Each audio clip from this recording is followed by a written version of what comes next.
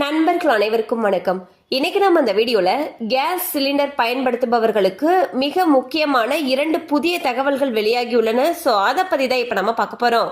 அதுக்கு முன்னாடி நம்ம சேனலை இதுவரைக்கும் நீங்க சப்ஸ்கிரைப் பண்ணலைன்னா உடனே சப்ஸ்கிரைப் பண்ணிருங்க. அப்படியே பக்கத்துல இருக்கக்கூடிய பெல் ஐக்கானையும் கிளிக் பண்ணிருங்க. அப்பதான் நாங்க போடக்கூடிய அனைத்து வீடியோக்களும் உங்களை கரெக்ட் டைம்க்கு ரீச் ஆகும். இப்ப வாங்க வீடியோக்குள்ள போலாம். சோ எல்லாருக்குமே தெரியும், ஈரான் இஸ்ரேலுக்கு இடையே கடுமையான போர் பதற்றம் நிலவுது.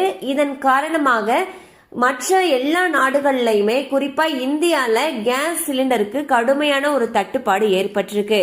சோ அங்க போர் நடக்கிறதுக்கும் இங்க கேஸ் சிலிண்டர் தட்டுப்பாடுக்கும் என்ன காரணம் அப்படின்னு சிலர் கேட்கலாம். அதுக்கு முக்கியமான காரணம் ஹார்மூஸ் நீரிணை தான். இந்த ஹார்மூஸ் நீரிணை அப்படிங்கிறது உலகத்தோட மிக முக்கியமான ஒரு கடல்வழி. உலகத்துல இருக்கக்கூடிய கச்சா எண்ணெய் கப்பல்கள்ல வருது இல்லையா, அதுல கிட்டத்தட்ட 20% வந்து பாத்தீங்கன்னா இந்த ஒரே வழியா தான் வருது. அதனால ஈரான் ஒரு முடிவு பண்ணாங்க.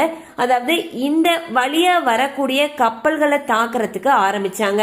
இதுக்கு முக்கியமான காரணம் ஈரானுக்கும் இஸ்ரேலுக்கும் நடக்கக்கூடிய அந்த போர் தீவிரமானதுதான் மெயினான காரணமா கருதப்படுது.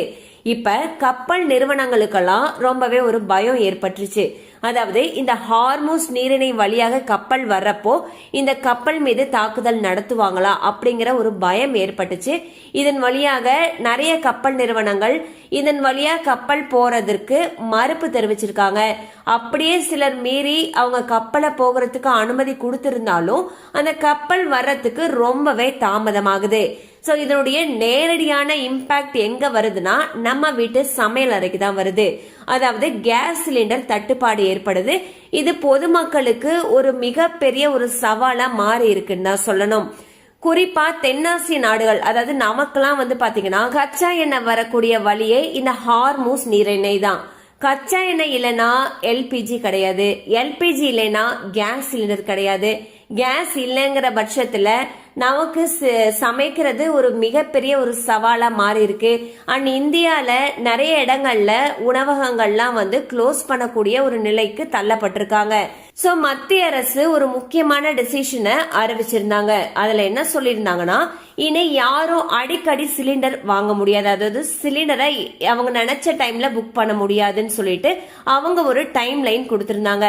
அதுக்கு வந்து முக்கியமான காரணம் என்னன்னு சொல்லி பாத்தீங்கன்னா, சிலர் இந்த போர் பதற்றத்தின் காரணமாக சிலிண்டர் கிடைக்காது அப்படிங்கிற ஒரு தட்டுப்பாடு இருக்கக்கூடிய காரணத்தினால அதிகமா தேவைக்கு அதிகமா முன்னாடியே முன்பதிவு செஞ்சு வாங்கி வச்சிடறாங்க. சிலர் அவங்க கேஸ் சிலிண்டரை புக் பண்ணி வாங்கி அதை கூடுதல் விலைக்கு பிளாக் மார்க்கெட்ல விற்கிறாங்க. இந்த மாதிரியான ஒரு பதுக்களை தவிர்க்கவும் பிளாக் மார்க்கெட் சந்தையில அதிக விலைக்கு சிலிண்டர் விற்கிறத தடுக்கிறதுக்காகவும் தான் இந்த புதுசா ஒரு ரூல்ஸை வந்து போட்டாங்க. அந்த புதிய ரூல் படி வந்து பாத்தீங்கன்னா, நகர்ப்புறத்துல 2 சிலிண்டர் வாங்குறதுக்கு இடையே 25 நாள் கட்டாயம் இடைவெளி இருக்கணும்னு சொல்லியிருந்தாங்க. இதுவே கிராமப்புறமா இருந்தா 45 நாள் இருக்கணும்னு சொல்லியிருந்தாங்க. சோ வந்து பாத்தீங்கன்னா, இது எதுக்காக இந்த புதிய ரூல் போட்டிருந்தாங்கன்னா, அது வந்து கள்ள சந்தையில அதிக விலைக்கு விற்கிறத தடுக்கிறதுக்கும் பதுக்களை தடுக்கிறதுக்கும் தான் இந்த புதிய விதிமுறையை போட்டிருந்தாங்க. ஆனா இது வந்து ஒரு புதிய ஒரு ரூமர்ஸ் வந்து ஃபார்ம் பண்ணி ஸ்ப்ரெட் ஆனிச்சு. அதுல என்ன சொல்லியிருந்தாங்கன்னா, இனி வந்து கேஸ் சிலிண்டர் புக் பண்றதுல ரூல்ஸ் எல்லாமே மாறிடுச்சு. அதன்படி பாக்குறப்போ PMUY, அதாவது பிரதமர் உஜ்வாலா திட்ட பயனாளர்களுக்கு 45 நாட்கள் கழிச்சுதான் சிலிண்டர் புக் பண்ண முடியும், மற்றவங்களுக்கு 35 நாள் கழிச்சுதான் சிலிண்டர் புக் பண்ண முடியும்னு சொல்லிட்டு ஒரு ரூமர் பரவுச்சு. இதை வந்து மத்திய பெட்ரோலிய அமைச்சகம் முழுமையா மறுத்திருக்காங்க. அவங்க என்ன சொல்லியிருக்காங்கன்னா, கேஸ் சிலிண்டர் புக் பண்றதுல எந்த ஒரு ரூல்ஸும் மாற்றம் இல்லாம பழைய ரூல்ஸ் என்னவோ அதே தான் கடைபிடிக்கப்படும் சொல்லியிருக்காங்க. அதாவது நீங்க சிலிண்டர் புக் பண்ணதுக்கு அப்புறம் உங்களுக்கு டெலிவரி ஆனதுல இருந்து 25 நாட் கழிச்சு தான் புதுசா மீண்டும் நீங்க சிலிண்டர் புக் பண்ண முடியும்னு சொல்லியிருக்காங்க. அடுத்து ஒரு 10 நாட்கள் கிட்ட ஆகும் சிலிண்டர் உங்களுக்கு மீண்டும் டெலிவரி ஆகிறதுக்கு அப்படின்னு சொல்லியிருக்காங்க.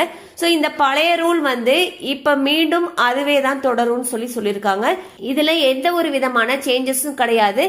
யாரும் வரக்கூடிய வதந்திகளை நம்ப வேண்டாம்னு சொல்லி அறிவுறுத்திருக்காங்க.